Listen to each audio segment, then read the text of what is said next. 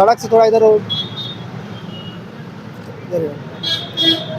नमस्कार दोस्तों, इसमें यूपी पीसीएस का इंटरव्यू चल रहा है। तो इस समय हमारे उत्तर प्रदेश लोक सेवा आयोग के गेट नंबर 3 पर साक्षात्कार देकर कुछ अभ्यर्थी निकल रहे हैं। तो उसमें अभ्यर्थी निकले। सर, आपका नाम क्या है? अविनाश कुमार सिंह।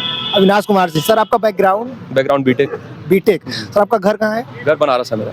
तो आप तैयारी कहाँ से किए थे? जी, मैं दिल्ली से तैयारी करता हूँ। यूपीएससी की भी तैयारी करता था, साथ साथ में मैंने पीसीएस भी दिया था। अच्छा सर, तो आपका बैकग्राउंड बीटेक था। जी जी। तो आप तैयारी ऑफलाइन की हैं दिल्ली से? जी जी, ऑफलाइन कोचिंग करके वहाँ पे। सर, ऑनलाइन नहीं? नहीं, ऑनलाइन में।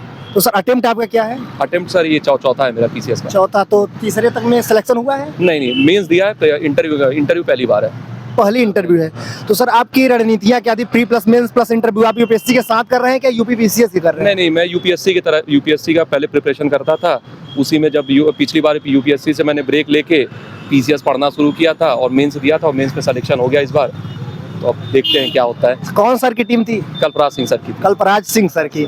तो सर, आने वाले अभ्यर्थियों के लिए आपका क्या कहना है? यही रहेगा कि आप मन लगा के पढ़ते रहिए, हिम्मत मत हारिए, कभी न कभी मौका मिलेगा आपको देने का भी। जैसे क्या होता है कि बैकग्राउंड बहुत अच्छा नहीं रहता, तो घर से कैसे तैयारी हो सकती है? हाँ, बिल्कुल हो सकती है। अब तो सारे मटेरियल टेलीग्राम पे मिल जाते हैं और ऑनलाइन मटेरियल भी मिल जाता है, तो अब ऐसा कोई दिक्कत नहीं है। मतलब ऐसा कोई जरूरी नहीं है कि आप दिल्ली जाके तैयारी करें या इलाहाबाद आके करें, आप घर से भी रह के तैयारी कर सकते हैं।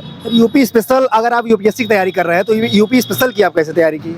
यूपी स्पेशल की बोला, पिछले साल मैंने थोड़ा ब्रेक लिया था, फिर उसके बाद अपने से नोट्स बनाया, कुछ चैट जीपीटी की मदद से, कुछ घटना चक्र और दृष्टि IAS 2-3 कोचिंग को मैंने वो लिया, उनकी हेल्प से मैंने नोट्स तैयार किए और फिर उसके बाद मैंने मेंस दिया। सर, क्या पेपर का लेवल हाई हो गया है क्या इस समय? हाँ, पहले के मुकाबले मेंस थोड़ा टफ हो गया है, क्योंकि अब ये थोड़ा कॉन्सेप्चुअल क्लैरिटी पे ज़्यादा फोकस कर रहे हैं। पहले से डायरेक्ट फैक्चुअल क्वेश्चन आया करते, तब फैक्चुअल क्वेश्चन। हाँ, पहले कहा जाता था कि अगर आप डायरेक्ट क्वेश्चन है यूपीएससी से निकल जाएगी, यूपीएससी थोड़ा टफ रहता था। लेकिन क्या अब इसका और बहुत तेजी हो गया है? हाँ जी, अब पहले जैसा फैक्चुअल क्वेश्चन नहीं पूछता है, अब थोड़ा कॉन्सेप्चुअल क्लैरिटी पे ज़्यादा फोकस करते हैं। आपको यूपीएससी की तरह हल्की हल्की तैयारी करनी पड़ेगी। मतलब ये समझिए कि यूपीएससी और यूपीएससी 95% बराबर हो गए हैं। 95 मतलब 95 नहीं बोलेंगे, लेकिन हाँ मतलब 80% बोलेंगे। यूपीएससी का 80% पीसीएस हो गया, अभी भी थोड़ा इजी है, बट हाँ पहले के मुकाबले तो पिछले। एक क्वेश्चन है कि बीटेक वालों का सिलेक्शन ज्यादा आईएएस या पीसीएस में क्यों होता है?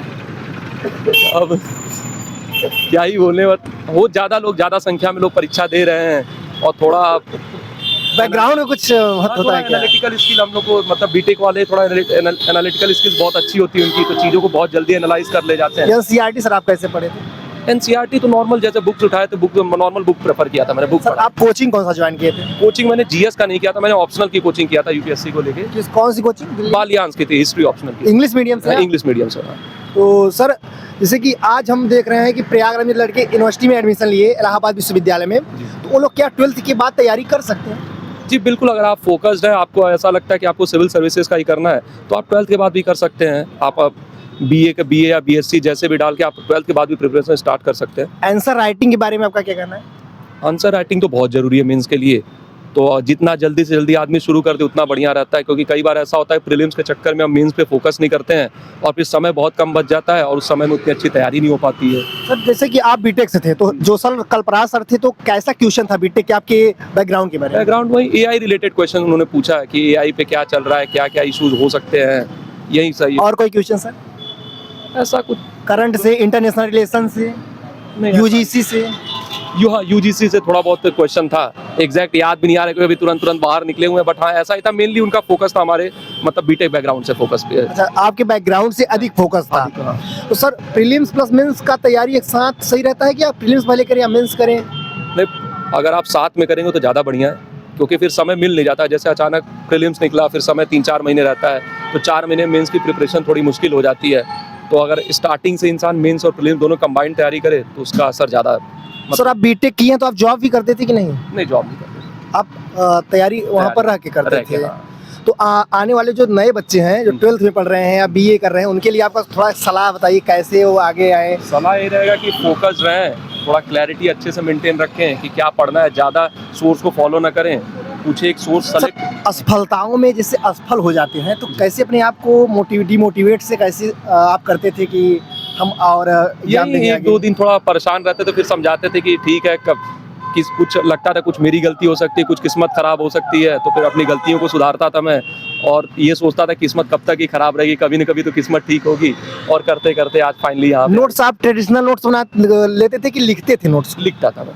मतलब पीडीएफ वाला जमाना नहीं? पीडीएफ भी कर रिटन नोट्स जो होते हैं वो ज़्यादा बढ़िया रहता है, मतलब समझ में अच्छा आता है वो। सर एक स्टूडेंट्स में एक प्रॉब्लम है, मैं भी एक स्टूडेंट हूँ पीसीएस का इलाहाबाद यूनिवर्सिटी में। जी जी। क्या प्रॉब्लम है कि हम 5 दिन 6 दिन बहुत पढ़ लेते हैं, लेकिन किसी दिन 2 दिन पढ़ते नहीं है तो तीसरे दिन पढ़ाई का जो रुतबा रहता है, हाँ। क्लियरिटी कंसिस्टेंसी चेंज हो जाती है। कंसिस्टेंसी के लिए क्या करें? कंसिस्टेंसी के लिए कोशिश यही रखें कि मतलब जरूर दिन दे ही पाएं, बट जिस दिन आपको लगे कि एकदम नहीं पढ़ाई हो पा रही उस दिन एटलीस्ट 2-3 घंटे तो आप बैठ ही जाइए, ताकि इससे कंसिस्टेंसी मेंटेन रहे, क्योंकि गैप हो जाता है तो फिर पढ़ने की इच्छा करती नहीं है। तो कंसिस्टेंसी तो बहुत ज़रूरी है इस प्रिपरेशन के लिए। बाकी तो थोड़ा बहुत डिसिप्लिन आदमी रहे, फोकस रहे तो चीज़ें हो जाती हैं। ठीक है सर, आपका बहुत बहुत धन्यवाद। आपका सिलेक्शन होगा प्रयागराज में, आपसे मुलाकात होगी। बहुत धन्यवाद। क्या बंद करो।